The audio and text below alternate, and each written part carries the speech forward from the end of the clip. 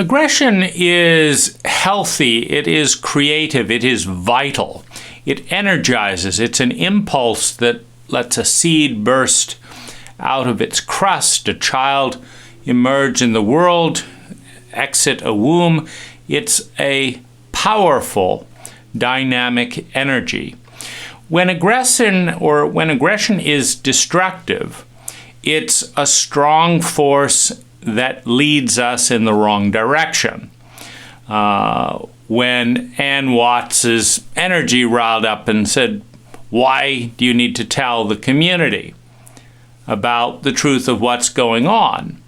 When Peter Sandhill said, "I'm never going to trust you again for the rest of your life for telling the truth to my peers." These are aggressive energies that are pushing away from the data. James Hillman talks about aggression in the context of trauma. And what he says is that typically a traumatized individual will have in the fight, flight, freeze triangle one taboo. Maybe they'll run all the time, maybe they'll freeze, but they will not fight. Maybe they'll fight all the time, but they won't run. Maybe they'll fight or run, but they won't freeze. There's some place that is taboo. And this is a place that has been kind of degraded in the dynamic where the abuser, often in the family of origin, traumatizes the trauma survivor for expressing traumatic symptoms. So a parent betrays and traumatizes the child in some way. The child gets angry. Then the parent beats the child for expressions of fight, expressions of anger, and traumatizes the child for expressing traumatic symptoms. This effectively binds up the flow of energy within the child, where they are now afraid of the very expression that is designed to move the energy through the traumatic terrain. And it's one of the regions or reasons that trauma can become PTSD. And what James suggests is go into the region that you haven't explored, that has been off limit. And if you think of a bicycle wheel, imagine a bicycle wheel trying to turn fully when one of the spokes was taboo. This spoke can never touch the ground. We may be able to go backwards a little bit and forward a little bit and backwards a little bit and forward a little bit.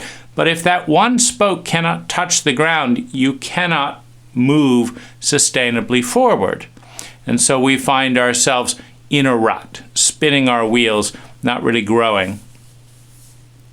For me, this energy is the fight, the aggression. I have withdrawn from my family of origin. I have withdrawn from clients that pushed a little bit too much. I'm not willing to work with you anymore. I've withdrawn from lovers. I've felt a constant freezing energy in my legs, in many of the muscles in my body for most of my life. The freezing of terror, the freezing of fear. But in some part of my body, I knew biologically that to be aggressive, to enter the terrain of fight, to protect what is sacred in a sociopathic context, in a context of dishonor, where that which is beautiful, true, and good is being violated by something more corrupt, something more adaptive, something more addictive in nature as opposed to that healthy authenticity, that somehow this would get me killed. The violence, the rage of my father, the hatred towards my mother, the explosiveness at times that would just come out and shock me as a sensitive child, let me know that aggression was a life-threatening state to enter. And so it's withdrawal and freezing,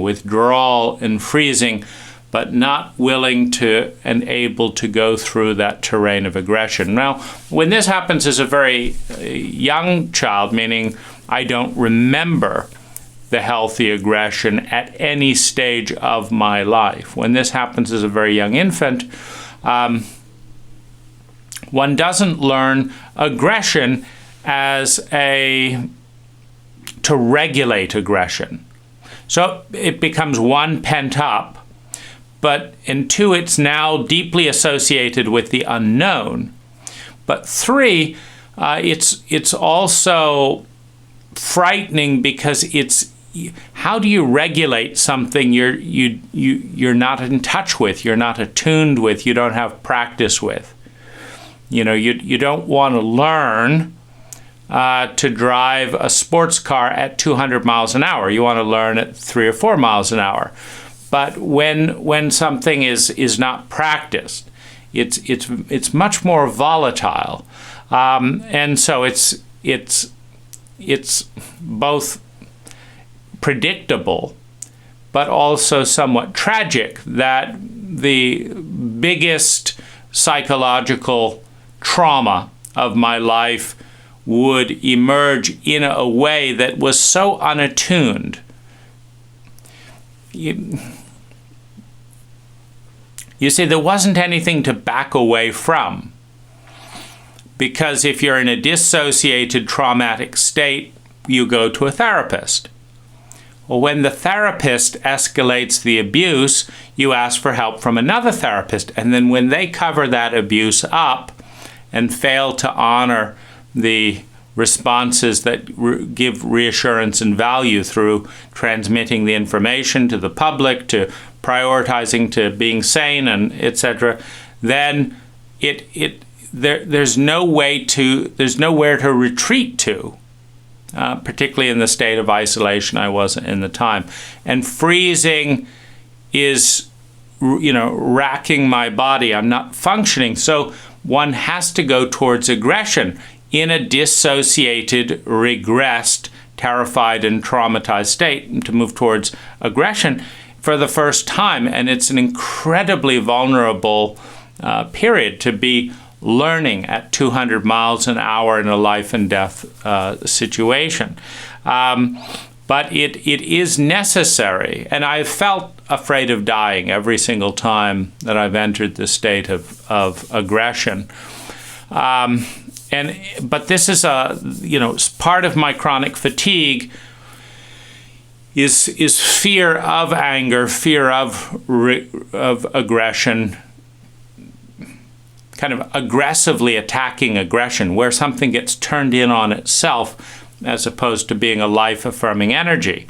And it's unfortunate that so many of the people that I've been in conflict with have been in touch with their aggression, but not in touch with their ethics or with the underlying data that would make their aggression intelligent. It'd be wonderful if Ann Watts aggressively fought for public transparency and this and that. It would be wonderful if Peter Sandhill aggressively fought for sanity and awareness and refunds and all that, because then healthy aggression is being used and it's being modeled to show that aggression is not just the violation of a child.